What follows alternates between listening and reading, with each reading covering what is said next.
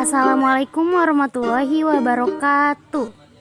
Berikut ini adalah video mengenai konsep sel yang disampaikan oleh kelompok 1 yang beranggotakan Ainul Wardah Sofia, Ali Fajar, dan Alvin Andrianto.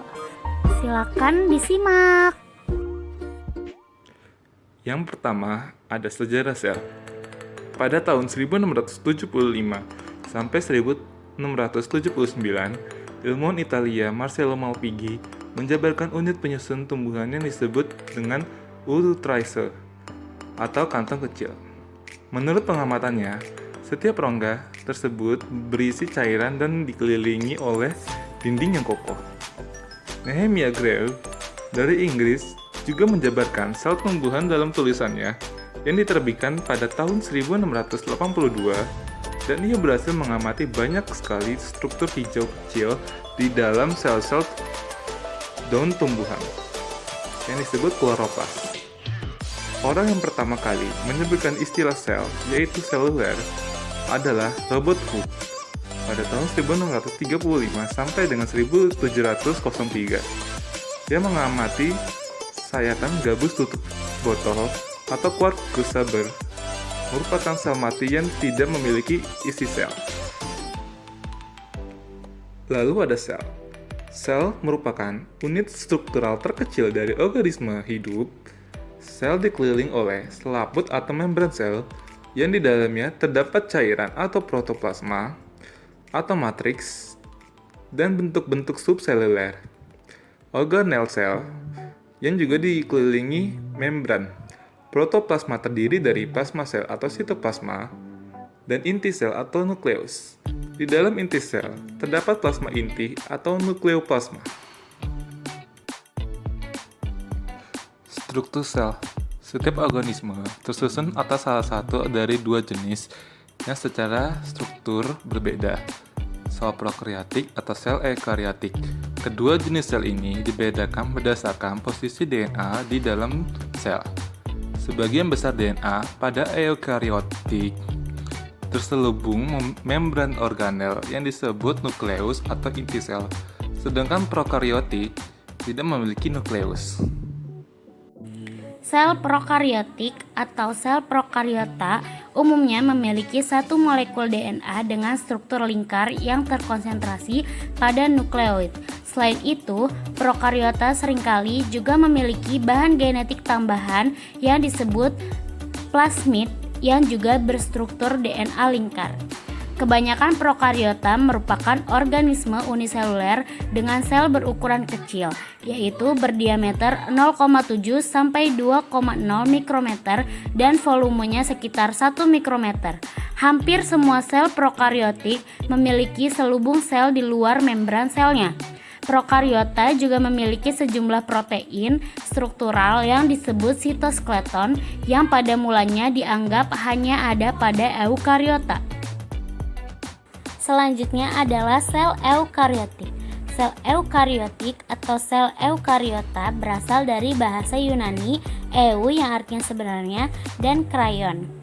Memiliki nukleus. Diameter sel eukariota biasanya 10 hingga 100 mikrometer, 10 kali lebih besar daripada bakteri.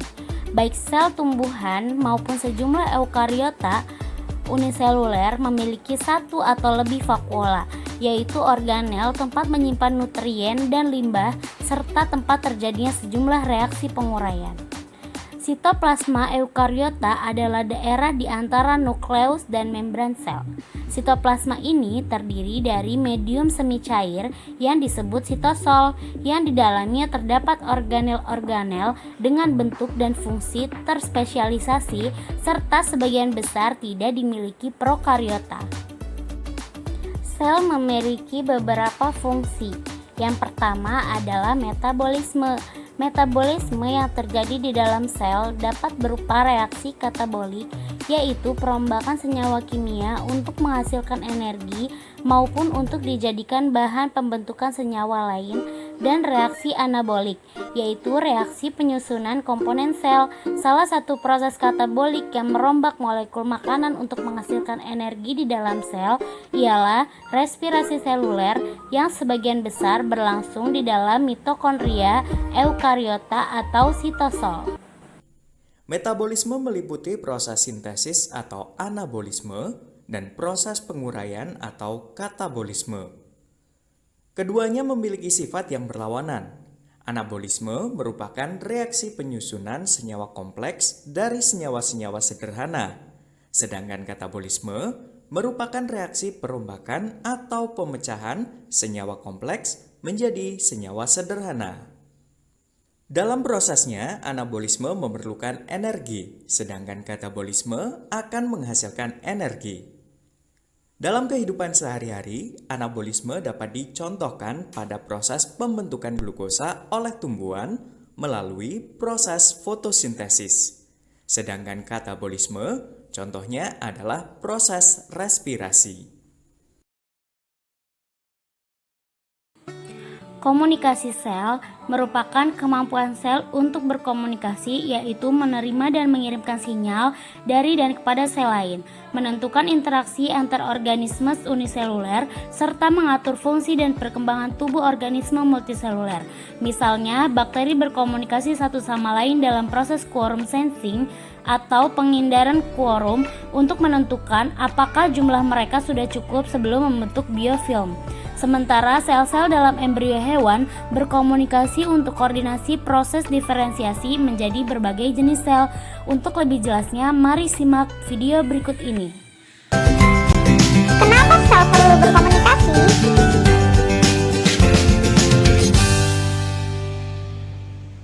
Komunikasi sel diperlukan untuk mengatur pengembangan dan pengorganisasian sel menjadi satu jaringan, mengawasi pertumbuhan dan pembelahan sel, mengkoordinasi aktivitas dari sel.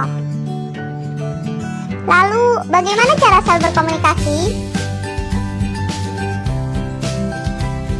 Sel berkomunikasi dengan 3 metode. Yang pertama, dengan metode komunikasi langsung. Komunikasi langsung adalah komunikasi antar sel yang sangat berdekatan. Komunikasi ini terjadi dengan mentransfer sinyal atau sinyal kimia melalui hubungan yang sangat erat antara sel satu dengan lainnya.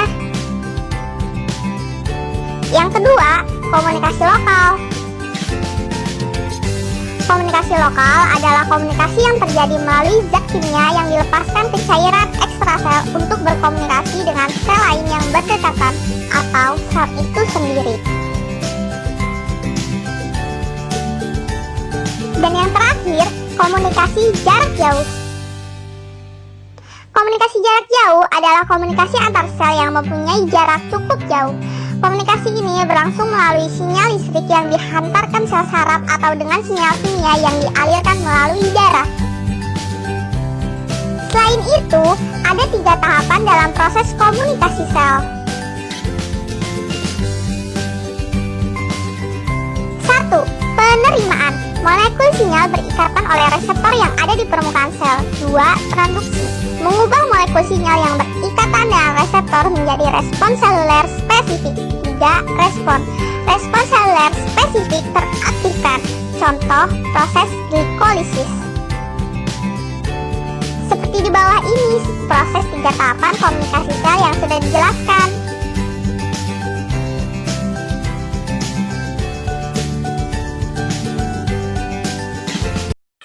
Regulasi siklus sel. Setiap sel berasal dari pembelahan sel sebelumnya, dan tahap-tahap kehidupan sel antara pembelahan sel ke pembelahan sel berikutnya disebut sebagai siklus sel. Pada kebanyakan sel, siklus ini terdiri dari 4 proses terkoordinasi, yaitu 1. Pertumbuhan sel, 2.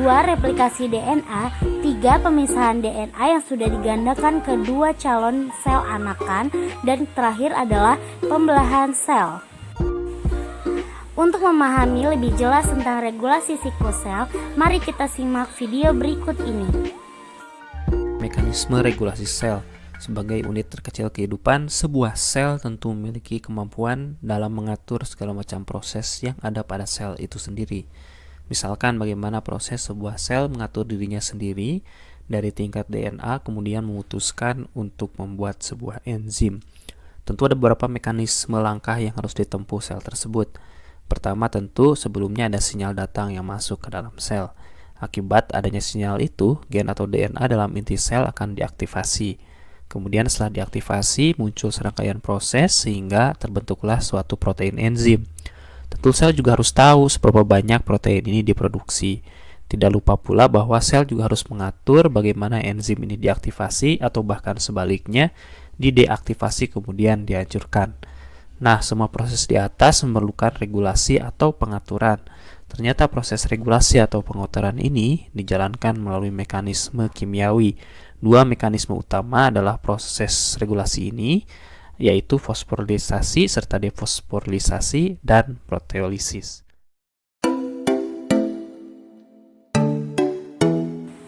Terima kasih telah menyaksikan video kami. Cukup sekian dari kami, kurang lebihnya mohon maaf.